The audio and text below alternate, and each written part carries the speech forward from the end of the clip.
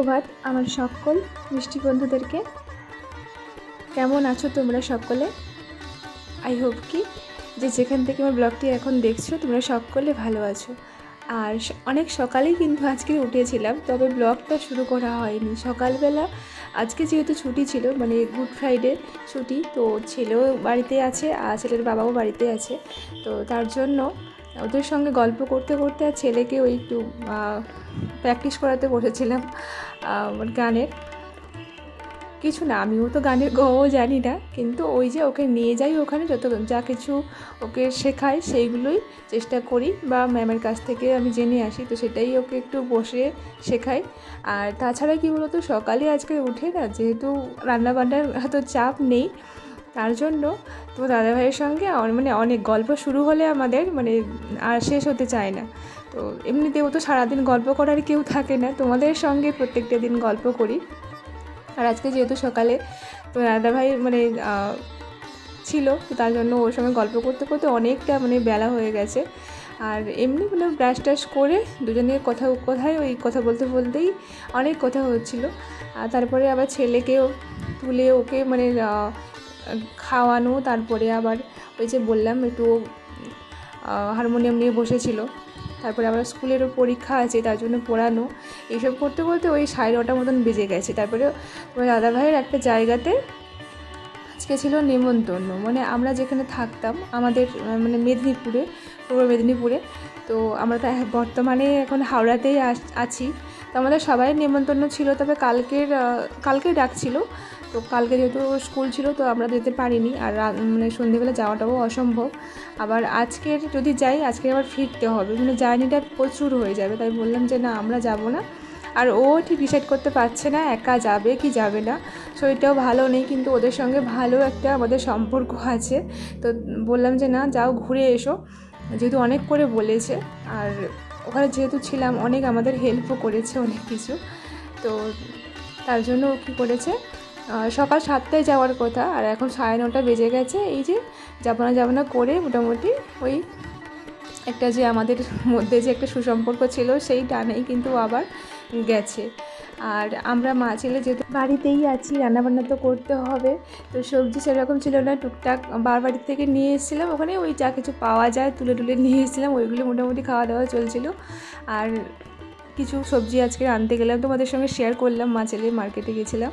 তো আর ছেলে ভীষণ করছে যে চিকেন খাবে আজকে, তার জন্য চিকেনের দোকানে দেখলাম 2-3টে দোকান বন্ধ, আর একটা দোকান ছিল যদিও, তো অল্প একটু ছিল, আর দেরিও হয়ে গেছে, ওই 11টার মতন বেজে গেছিলো আমরা যেতে যেতে। তো দোকানদারই বলছে যে অনেক লেট করে এসেছো আজকে। যতটা ছিল ততটাই আমরা নিয়ে এসেছি মোটামুটি, ওইগুলোই আজকে রান্না করব। আর আমার তো ঢ্যাঁড়স মানে ভীষণ পছন্দের, তো তার জন্য দেখো ঢ্যাঁড়সটা আজকে ভাবছি একটু ভেজে নেব আর চিকেন বানাবো। এখানে দেখো সবজিও কাটা হয়ে গেছে, সব কেটে নিয়েছি, আর চিকেনটা নিয়ে এসে এখানে রেখে দিয়েছি ভালো করে, মানে ওই একটু লেবু, নুন, হলুদ এইগুলো মাখিয়ে নিয়েছি, আর লঙ্কা টঙ্কা এগুলো, আর বেশি কিছু মানে তেল দিই না এতটা, একটু কম তেল খাই। আর এখানে আম ছিল, আমটা নাহলে নষ্ট হয়ে যাবে, এই জন্য ভাবলাম চলো আমটা চাটনি করে নিই। আর এখানে বাতাসাটা দিয়ে দিচ্ছি, কারণ আমরা চাটনিতে একটু বাতাসাটাই খাই, চিংড়ি এতটাও পছন্দ করি না, তো চিনিতে একটু বেশি সমস্যা হয় আমাদের, এই জন্য বাতাসাটাই খাই, আর হালকা একটু মিষ্টি হলেই হয়। তবে আজকে একটু বেশি করে দিয়েছি, কারণ এখানকার আমগুলো ভীষণ টক, মানে একেবারে মিষ্টি নাই বললে চলে। আমাদের ওখানকার আমে তবু অল্প মনে হয় মিষ্টি লাগে, এখানে তো প্রচুর মিষ্টি দিলেও তবুও টক লাগে। তো যাই হোক, এদিকে রান্নাবান্না মোটামুটি কয়েকটা হচ্ছে, আর অনেকটা দেরি হয়ে গেছিলো, বললাম 11টার সময় গেছি বাজারে, ফিরতে 11:30 হয়ে গেছে, মানে ওই যে টুকটাক বাজার করা, এসে রান্নাবান্নার আয়োজন করতে অনেকটাই লেট হয়ে গেছে। জানি না আজকে কটার সময় ছেলেকে খেতে দিতে পারবো। তো এই যে দেখো, তোমাদের একটু করে শেয়ার করছি, কারণ আজকে আর কোনো কিছু শেয়ার করে সেরকম ছিলই না, মানে রান্নাটাই যেহেতু করছিলাম তাই তোমাদের সঙ্গে শেয়ার করছি। আর এখানে দেখো চিকেনের মশলাটাও কষিয়ে নিয়েছিলাম, আর তেল দিয়েছি, তবে অতটাও আমরা বেশি তেল খাই না যেহেতু, তাই তেল এতটা বেশি ভাসেও নি, যতটা মশলার পরিমাণ ততটাই ঠিক পারফেক্ট করে তেল দিয়ে দিই। শুধুমাত্র চিকেনে যদি চর্বি না থাকে তাহলে কিন্তু তেল মানে ওঠে না, এতটা ভাসেও না আমাদের। আর ওই ভাসার তেল খেলেই আমার ভীষণ সমস্যা হয়, ভীষণ মাথা ঘোরায়, আমার মানে গ্যাস হয়ে যায়। যাই হোক, গল্পে গল্পে এখানে দেখো রান্নাবান্নাও মোটামুটি আমার এদিকে মানে কমপ্লিটের পথে। চিকেনটা কষিয়ে কোনো রকম জলটা দিয়ে তারপর আবার ছেলেকে স্নান করাতে যেতে হবে। আর ঘরটাও আরেকবার ঝাড় দিয়ে নেব, কেন কি সকাল থেকে ছেলে তো আবার খেলাধুলো করেছিল। তো এদিকে কিন্তু কাজও করছি, ওদিকে কিন্তু ঘরটারও একটু গুছিয়ে টুছিয়ে নিয়েছি। আর হ্যাঁ, এতক্ষণ ধরে আমার যে সকল বন্ধুরা আমার ব্লগটির সাথে ছিলে তোমাদেরকে অসংখ্য ভালোবাসা। আর আমার যে সকল বন্ধুরা প্রত্যেক দিন আমার পরিবারে আসছো তোমাদেরকে অনেক অনেক ওয়েলকাম, অনেক ভালোবাসা। ভিডিওটির কোনো অংশ ভালো লেগে থাকলে অবশ্যই লাইক করে দিও একটা, আর কমেন্ট করে জানিও আমার ভিডিওর কোন অংশটি তোমাদের ভালো লাগলো। আর এদিকে দেখো রান্না বান্না মোটামুটি মনে হয় আজকে আর শেষ হবে না।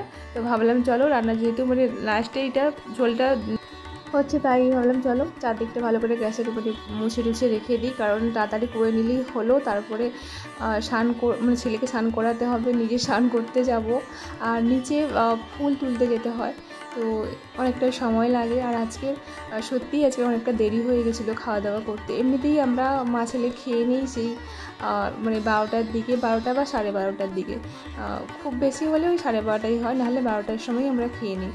আর ছেলে তো খেয়ে দিয়ে স্কুলে যায় অল্প একটু, আবার এসে কিন্তু সেই অল্প করে একটু খেয়েও নেয়।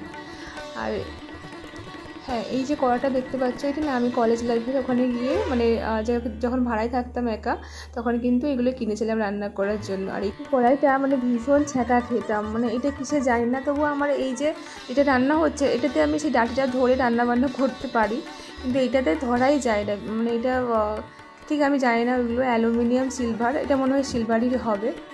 আর এদিকে দেখো ছেলে ওখান থেকে মানে কতবার যে যাওয়া আসা করছে, ঠিক নেই যে চিকেন কষাটা কখন হবে আমাকে দাও। তো আমরা একটু চিকেনের সঙ্গে আলু খেতে ভীষণ পছন্দ করি, তাই বেশি করে আলু দিয়েছি, কেন কি আবার বিকেলে ছেলে আবার মুড়ি খেতে চাইবে চিকেনের ওই আলু একটু ঝোল দিয়ে। তো যাই হোক, আর তারপরে চলে গেছিলাম রান্নাবান্না মোটামুটি মানে হতে হতে আমরা স্নান টান করে যেতে চলে গেছিলাম। আর এদিকে তোমাদের বাইরের ওয়েদারটা দেখাচ্ছিলাম, এত সুন্দর। ওদিকে কৃষ্ণচূড়ার ফুল মনে হয়, ঠিক জানি না আমি, তো ওই ফুলগুলো ফুটেছে। তো স্নান সেটা দেখো এখানে আমি চলে এসেছি ফুল তুলতে। আর যারা নিচে থাকতো তারা তো এখন নেই, তো থাকলে কিন্তু ওরা ফুলটা পুরোটাই সকালবেলা তুলে নেয় আর রাখে না, আর আমাদের লেট হয়ে যায়। তো যাই হোক, দেখো আমরা মানে সব মেয়েরাই কিন্তু সংসারের যা কিছু কাজ সেটা তো অবশ্যই করি, তবে কিন্তু এই যে প্রত্যেকটা দিন মানে নিত্য যে আমাদের ঠাকুরের পায়ে ফুল দেওয়া, জল তুলসী দেওয়া, সেটা কিন্তু আমরা কখনো ভুলি না, কারণ আমরা মেয়েরা সবসময় চাই সংসারের মানে মঙ্গল হোক, বা সংসারের সবাই খুব ভালো থাকুক, সুস্থ থাকুক। তো সেই মঙ্গল কামনায় কিন্তু আমরা প্রত্যেকটা দিন ঠাকুরের কাছে এভাবে মানে একটু হলেও তো আমরা আরাধনা করি। তো সেটা আমি একা নয়, আশা করি প্রত্যেকটা গৃহিণীরাই করে থাকে।